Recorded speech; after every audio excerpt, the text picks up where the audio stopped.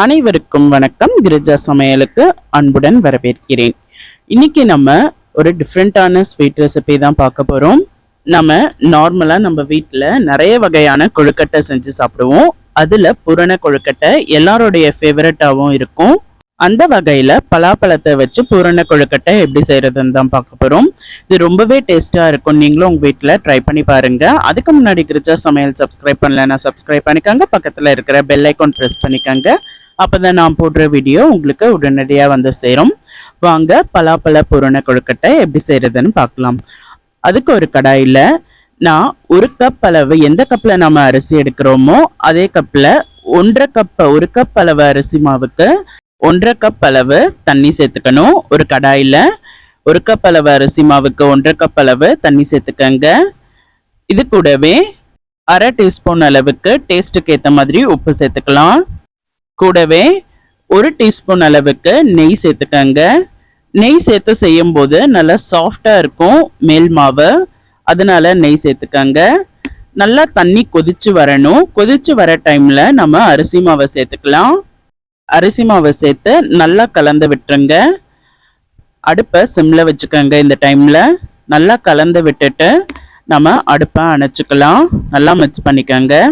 தண்ணி மாவெல்லாம் நல்லா சேர்ந்து வர மாதிரி நல்லா மிக்ஸ் பண்ணி விட்டுறதுக்கு அப்புறமா அடுப்பை அணைச்சிக்கோங்க. அடுப்பை அணைச்சிட்டு மூடி போட்டு 10 இருந்து 15 நிமிஷம் அப்படியே விட்டுருங்க.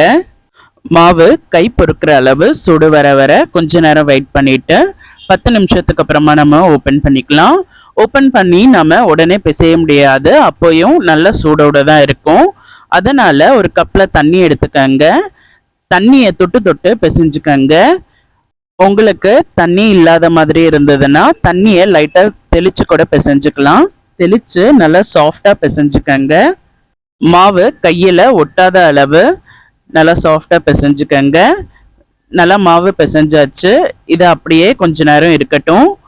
பூரணத்துக்கு ஒரு மிக்சி ஜார்ல 1 கப் அளவு துருவி வச்சிருந்த தேங்காய் சேர்த்துக்கங்க. கூடவே 3 இருந்து 4 ஏலக்காய் சேர்த்துக்கலாம். ஏலக்காய் சேர்க்கும் போது நல்லா வாசமா இருக்கும். இதை தண்ணி ஊத்தாம பல்ஸ் மோட்ல நல்லா அரைச்சி எடுத்துட்டு வந்துடுங்க. ஏலக்காய் நல்லா மசீர அளவு அரைச்சா போதும். அடுத்த ஒரு கடாயில 2 டீஸ்பூன் அளவுக்கு நெய் சேர்த்துக்கங்க. நெய் நல்லா உருகினதுக்கு அப்புறமா பொடியா கட் பண்ணி வச்சிருந்த முந்திரி பருப்பு 6 இருந்து 7 முந்திரி பருப்பை சேர்த்துக்கங்க. கூடவே 6 இருந்து 7 பாதாம் பொடியா கட் பண்ணி அதையும் சேர்த்துக்கங்க. இது நல்லா பொன்னிறம் ஆகுற வரை வறுத்துக்கலாம். லோ மீடியம் ஃப்ளேம்லேயே வச்சுக்கோங்க, கருக விட்டுற வேண்டாம். அடுத்து நான் 7 பலாச்சொலையை நல்லா வாஷ் பண்ணி இந்த மாதிரி பொடியா கட் பண்ணி எடுத்து வச்சிருக்கேன். அதையும் சேர்த்துக்கலாம். பலாப்பழம் சேர்த்து 2-3 நிமிஷம் இதை நல்லா வதக்கிக்கங்க. பலாப்பழம் சேர்த்து 3 நிமிஷம் நல்லா வதக்கிட்டேன். இந்த டைமிங்ல தேங்காவும் ஏலக்காவும் பொடி பண்ணி அரைச்சி வச்சிருந்தோம்ல, அது நம்ம சேர்த்துக்கலாம். தேங்காவுடைய ஈரப்பதம்லாம் போற அளவு 3-4 நிமிஷம் நல்லா வதக்கிக்கங்க. தேங்காய் ஈரப்பதம்லாம் போய் நல்லா வதக்கிட்டதுக்கு அப்புறமா 1/4 கப் அளவுக்கு நாட்டு சர்க்கரை சேர்த்துக்கங்க. நாட்டு சர்க்கரை சேர்த்து அடுப்பை அணைச்சிடலாம். இதுல நம்ம பலாப்பழத்துல ஏற்கனவே அந்த இனிப்புத்தன்மை இருக்குன்றதுனால நாட்டு சர்க்கரை அதிகமா சேர்க்க வேண்டாம். 1/4 கப் அளவு மட்டும் சேர்த்தா போதும். அப்புறமா ஓவரா இனிப்பாகி திகட்ட ஆரம்பிச்சிடும். கொஞ்சமா அந்த இனிப்பை கூட்டி கொடுக்கறதுக்காக கொஞ்சமா உப்பு சேர்த்துக்கங்க. 1/4 டீஸ்பூனுக்கும் கம்மியா உப்பு சேர்த்துக்கங்க. உப்பும் சேர்த்து நல்லா மிக்ஸ் பண்ணி விட்டுருங்க. நமக்கு மேல் மாவு பூரணம் ரெண்டுமே ரெடி ஆயிடுச்சு. ஃபர்ஸ்ட் நம்ம மேல் மாவை சின்ன சின்ன உருண்டைகளா ரெடி பண்ணி வச்சுக்கலாம். அதுக்கு கொஞ்சமா கையில எண்ணெய் தொட்டு தொட்டு உருட்டி வச்சுக்கோங்க. இந்த மாதிரி சின்ன சின்ன உருண்டையா உருட்டி வச்சுக்கோங்க. அடுத்து ஒரு வாழை இலை எடுத்துக்கங்க. வாழை இலை எடுத்து வாழை இலையிலையும் எண்ணெயை நல்லா அப்ளை பண்ணிக்கோங்க. எண்ணெய் அப்ளை பண்ணிட்டு நாம ரெடி பண்ணி வச்சிருந்த உருண்டையை வச்சு எண்ணெய் தொட்டு தொட்டு தட்டிக்கங்க. நல்லா மெலிசா தட்டிக்கங்க. அப்பதான் கொழுக்கட்டையும் நல்லா சாஃப்டா இருக்கும். நடுவுல பூரணம் வச்சு வாழை இலையோட சேர்த்து இதை மடிச்சுக்கலாம். வாழை இலையில பூரண கொழுக்கட்டை செய்யும் போது நமக்கு ரொம்பவே ஈஸியா இருக்கும். ஈஸியாவும் வேலை முடிஞ்சிடும். அதுக்காக நான் இந்த மெத்தட் யூஸ் பண்றேன்.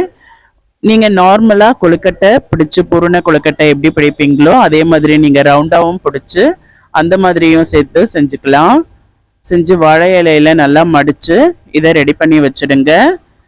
இதே மாதிரியே எல்லாம் பூரண கொழுக்கட்டையும் நம்ம ரெடி பண்ணி வச்சுக்கலாம். அடுத்த இட்லி தட்டில் இதை நம்ம வச்சு 10 to 15 நிமிஷம் வேக வச்சு எடுத்தா போதும். நம்மளுடைய சுவையான ஆரோக்கியமான பலாப்பழ கொழுக்கட்டை, பூரண கொழுக்கட்டை ஈஸியாக சூப்பராக குயிக்காக ரெடி ஆகிடும்.